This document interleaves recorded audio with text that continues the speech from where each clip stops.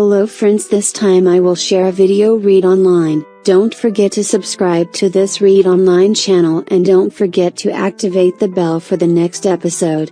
Thanks and happy watching. C6 The Alpha King's Hated Slave. Somewhere in Salem. Get the big bowl, Sally dear. The older woman's voice came from the sitting room. Coming, Mrs. Mena. Sally carried the big bowl to the living room, and the older woman took it gratefully. Come, join us, eat. Mrs. Mena gave her a kind smile. In a minute, Mrs. Mena. Sally went back to the kitchen. She sat down on the small chair there, her eyes looking around, taking in her surrounding. She's been here for a few days, over 1 week. This good old couple she was giving to is the kindest of people. They treats her right, as if she's a member of their family, when she's only their helping hand. She's no longer a slave but a help. Now, she gets paid for doing the simplest things. This is the best life ever for a girl that was born a slave. She's supposed to be happy. But she's not. Not at all. She can't stop remembering her princess. Her princess Danika. The king took her in as his slave. She can still remember vividly her princess being collared. Sally can't imagine Princess Danika being anybody's slave. She tries to picture her princess working the mines or taking orders from people, and she just couldn't. Princess Danika wasn't trained like that, and she'll be having the hardest of time. It hurts Sally a lot. She is a slave, but the princess always treated her right. The only person she knows is Princess Danika. Sally hurts most because she knows her princess can't survive alone without her. She has always done everything for Princess Danika, and she did them happily. She can't live daily here knowing that her princess is out there suffering so hard. She just can't. In the palace, Danika hurried to her room in a flash. She bathed and changed clothes. There were only slave clothes in her room, packed by Basky. Ugly plain short skirts and half-cut leather tops that reveals a lot of breasts. She knows she can't go with her slave uniform too. Taking a shallow breath of resignation, she put on one of it. No way does she need another pain or punishment. She'll avoid it all if she can.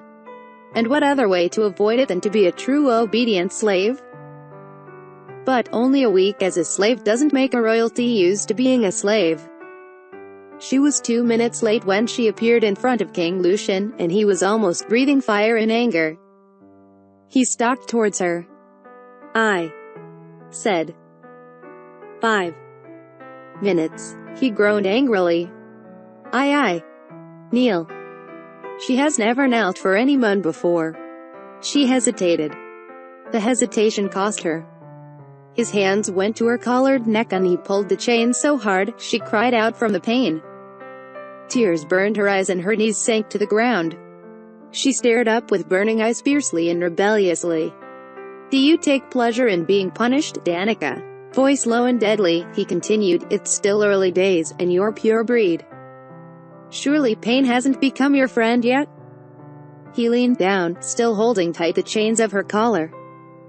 Holding her as his finger trailed the chain, until it caressed the small red button at the edge of it. Rebellion fled and terror took over. She froze. Please don't press it, master. I'm sorry. Don't press it, please. He didn't blink an eye. When I tell you to kneel, you kneel immediately. If I say fly, you fly, Danika. If I say die, you cease breathing. Am I making myself clear? Yes, master. He caressed the button and stared at her with clear hate. Next time you disobey me, I'll punish you severely. Why yes, master. Danika knows that when that button is pressed, her collar will discharge massive electric shock through her body. It hurts severely. Every slave's greatest fear is the collar shock. And masters that carry its remote control everywhere. You be in your best slave behavior in the court, Danika. Do not disgrace me. His cold voice chilled her. The way he calls her name like a venom. It reminded her where they were going to. She pressed her knees deeper to the floor and glanced at his scarred face with pleading eyes. Can I not be introduced, master? His lips twitched and in smirk so cold they chilled her. You father introduced slaves almost every day, princess.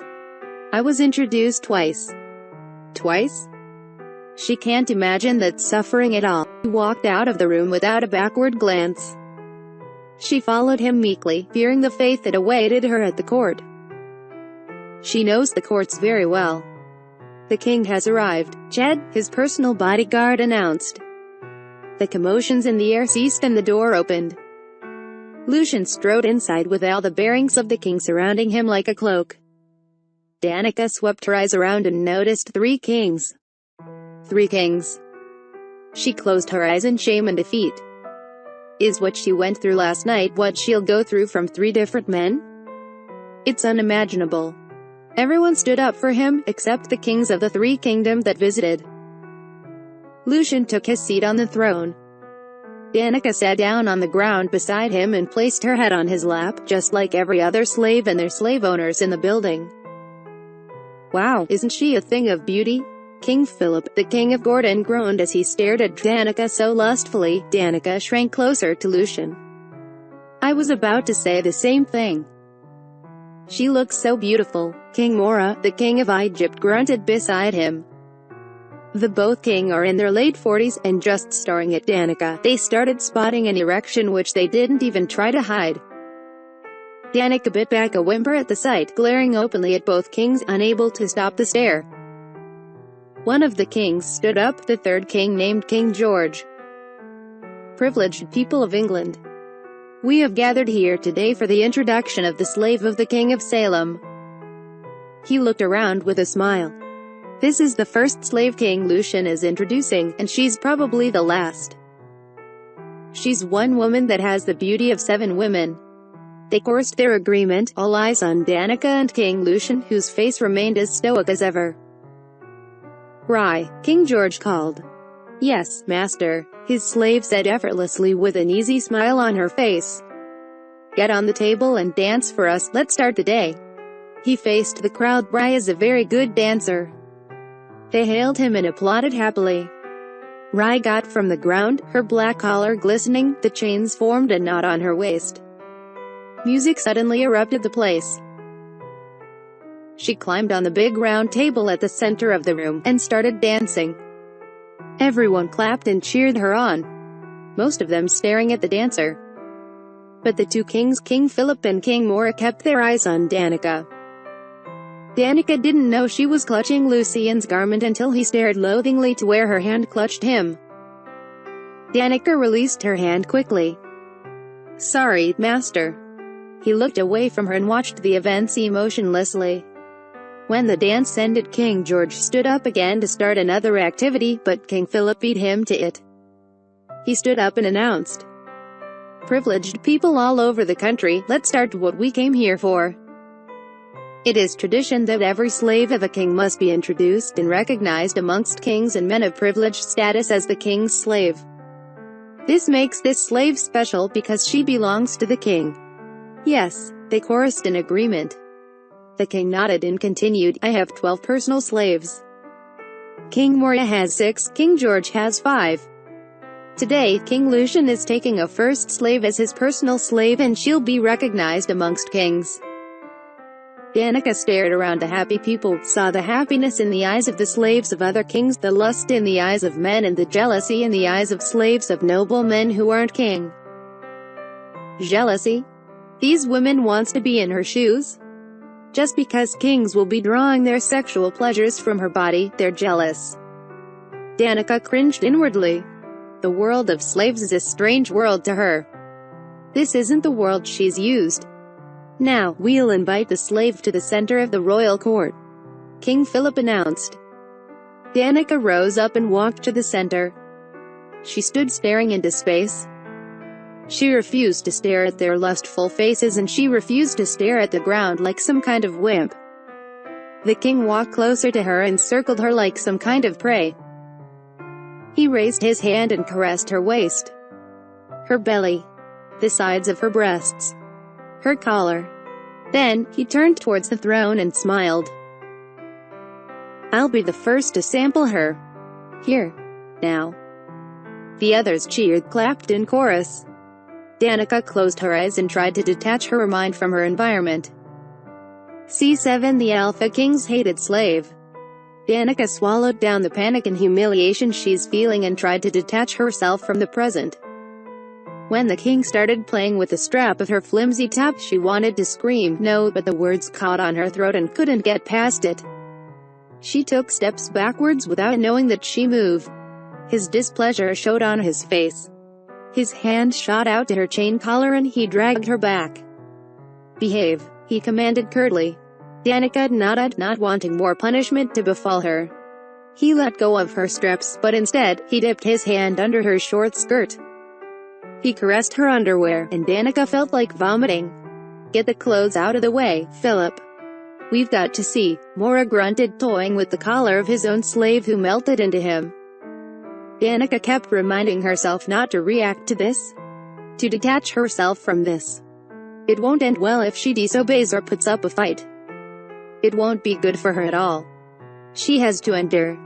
Philip's hand went to her leather top and yanked hard on it. The material tore completely and her breasts spilled out. Danika cried out, her hands shot out impulsively and grabbed the both of them, trying to hide them from view. The king hated such response from her and slapped her arm hard. "Leave it," he ordered. She released her arms and tears filling her eyes. She lowered her head, so these people won't see what they're doing to her. Danika wondered whatever made her think that she can survive this intact. This particular experience being used for sexual pleasure by 3 different men in the middle of a mini crowd will break her. "Pretend it's not happening, Danika. Pretend it's not happening," she told herself. "Holy creeps," King Mora groaned, "she's a beauty." "I know, right?" Philip was feeling excited. He reached for her skirt to remove it, but Danika felt fear and mortification. She told herself not to reach for her clothes. But she found her 2 hands grabbing the flimsy skirt and holding on to it, shivering in tears. "What kind of slave are you training, Lucien?" Philip asked, his displeasure and puzzlement apparent through his voice. Lucien said nothing, but Danika could feel his eyes on her back. She couldn't bring herself to look at him or anybody. Her blurry eyes just pinned at the floor. "Here, let me take that," Philip was saying as he walked out of Danika's view, and she wondered what he's going to take in. An electric shock so massive ran all over Danika's body. She cried out as the pain shook her whole body, her knees gave out and she fell to the ground. She jerked twice. Holding her collar's remote button, he walked towards her and dragged her to her feet. He yanked her to her feet and tore the clothes from her body. Woos and ahs echoes all around them. The men were in approval. Most of them were already getting a blowjob from their slaves while watching the scene.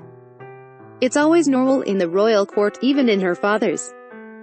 Always a place for sexual pleasures and orgies instead of decisions-making. That is why her father never allowed her to come to court. Most of the privileged family's slaves rose from the ground and began undressing like it's the most natural thing in the world.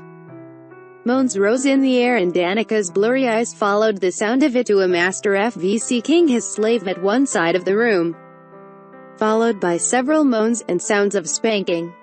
All seems to be in enjoyment, several sexual plays taking place in the room. Detach yourself from here, Danika. Pretend you're at your palace. In your room. Pretend as if Sally is telling you some funny stories. Philip shoved a finger into her. She gave no reaction. It's as if her mind has succeeded in detaching itself from her surrounding. Might be the help of the shock she just got from her collar. He had her spread on the big center table in the middle of the room, and he fingered her roughly while his slave sucks his dick deep into her mouth, moaning in pleasure. FVCK, it's so tight in here. Philip grunted, pushing another finger inside her. It hurts so much, her body still bruised from last night's ordeal with the king. Her body hasn't recovered from the collar shock, so she couldn't react. Tears left her eyes like water from the ocean. Hands caressed her breasts. Her eyes mindlessly followed the hand to see its owner. King Mora was lustfully fumbling her breasts while his slave sucks him off too. Danika closed her eyes and tried to think of a world that was once hers. A world that no longer belongs to her. She tried to remember her mother, but the image was very blurry, and not because of her tears. Her mother died when she was just 5. She tried to remember the worst days of her life before she became a slave, and she remembered the days her father forced her to oversee slave tortures just to make her strong. She remembered that one session. King Lucien's torture session. King Lucien. Her eyes found Lucien still sitting on his throne, saying nothing. Doing nothing. His eyes were on her. Their eyes met and held together. There was no expression to his face. No hate. No revulsion.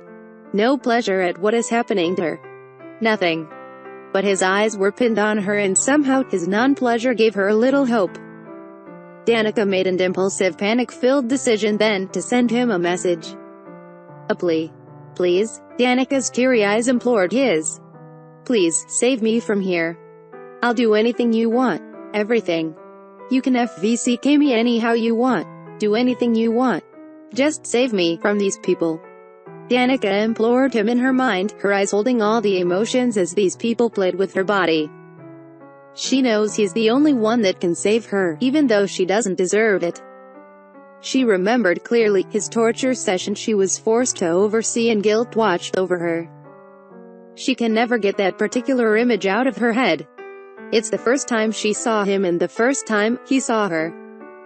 She was suddenly jerked back to her reality when she felt a big nudge on her womanhood. She started twisting and struggling mindlessly when she noticed that King Philip was trying to penetrate her. No, no, her voice was barely heard amidst all the sexual commotions. She twisted with all her might, the hands on her breast tightened with bruising strength as if to still her struggles. That's enough. Lucien didn't shout or even raise his voice, but everywhere stilled immediately, even Philip, who was trying to FVCK her. Tears of gratitude spilled from Danika's eyes because she suddenly felt safe from all this. She didn't understand the ridiculous feeling, but it was there. She rose from the table and ran towards him. She hid behind his back, clutching his kingly garment tight. She doesn't care that this man is her captor. She doesn't care that he's the reason she's here in this place. She doesn't care that she's breaking all the rules of master and slave. She doesn't care that he's going to punish her for this later. She doesn't care that he hates her deeply. All that matters is that he's saving her from this. From these vultures that wants to devour her. What's the meaning of this? Philip's face was flushed red with anger. Lucien got up from his throne and made his way towards them. I said to keep things at a minimum. Philip scoffed. We all knows that means not more than 6 people FVCking her, or not FVCK her ass. Surely, it doesn't mean that no one will fuck her. That's exactly what I meant, he stated matter-of-factly. But Danika has the feeling that he's lying, for her. That's a lie. That is not what you meant. We all know how much you hate her, and when we heard she's your new slave, it got us in anticipation. He picked his lips eagerly. We've waited for so long to FVCK Cone's daughter, and it's her introduction as a king's slave. We have a right to FVCK her. Almost 10 men nodded their head in support, even as they played with their own slaves. Danika's hand tightened and she pressed more closer to his back as if she wanted to disappear into him. She whimpered, feeling overwhelmed. King Philip, Lucien called in a low, deadly voice. Yes? You have more than 12 personal slaves. On their introduction, did I FVCK any of them? No. But that's because you weren't there. You're right, I wasn't there. That's right. And that's because you were enslaved by her father. Her family. Lucien stiffened and Danika knew she has lost this battle. He'll throw her to them now and let them devour her like wolves. He'll watch and laugh with them. The silence stretched and Philip was smiling triumphantly, seeing victory within grasp. Then, Lucien started close to Philip. Danika's hand on him only tightened and she kept walking behind him, his big muscled body shielding her from the world. Lucien stared at Philip and all the expectant faces of the others. He didn't shout when he began in a low but authoritative cold voice. She is my slave. The king's slave. I own her. I give her out when I want to, and not before, to whom I want to and not to whom demands. She's my property. My possession. I claimed her. She is mine. Gasps of people filled the air.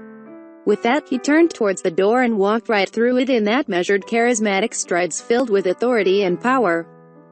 Of course, Danika was still pressed behind him, clutching him tightly, shielding her nakedness with his big body and matching his steps.